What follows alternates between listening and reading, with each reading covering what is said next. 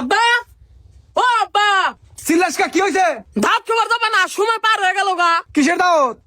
উত্তর পাড়া করিম তো তোমার খরচের দাঁত দিয়ে গেল, এটা কি তোমার মন নাই? ও হো বাবা, আমার তো মনে নাই কে, দুইটা মোট জমা করছে, একটু খারাপ আইতেছি। A few moments later. ও আব্বা, হনা গাছ আন দিয়ে হালাইলো। তুই কথা বলা না। আব্বা, আমি ডাইনুরা বলি মেলা মাংস পাজায়। হ বাবা, আমি ডাল মুরা বমু, বাংলাদেশের মধ্যে শিরা রাঁধুনি নিয়ে গেছে, মাংস সেই স্বাদ হবো। আব্বা, তেল তো কাম হয়েছে, পেঁয়াজ ধরে খাই আমি। হ বাবা, পলিথিন নিয়েছে। বল খেলাম মুখে। মাংস নিয়াম না, তোমার মাই খাবো কি? ও আব্বা, আমার তো মনে না কিয়া, তাহলে মাংস নিয়ে বেশি করে আনমু। মাংস যখন দিব ও বিপলে থেকে ভরমু, আবার দিব আবারও ভরমু, আবার দিব আবারও ভরমু। কিন্তু মেলা দিব গো, এটি বাড়তে নিয়ে আহুম, আয়না 3-4 দিন ভরে খাম, তার তরকারি কিনে রাখবো না। আরে আমার সোনার টুকরা, কত সুন্দর বুদ্ধি, তাড়াতাড়ি নাও, আবার পাবো না।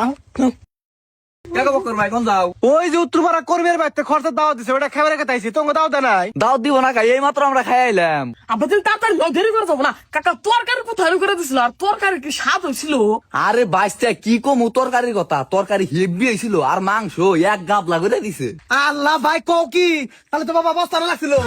বস্তান গেলে এখন দেরি হবো, তোমরা করে আনুন নো। এ ভাই কোন যাও? কে খরচ খাবার খেতাইছি? আরে ভাই খরচ শেষ হয়ে গেছে, 1 ঘন্টা আগে তরকারি ভাত সব শেষ হয়ে গেছে, এখন যায় তো কোনো লাভ নাই। বাচ্চারও এক গাবলা করে মাংস পাঠিয়ে দিছি। কি?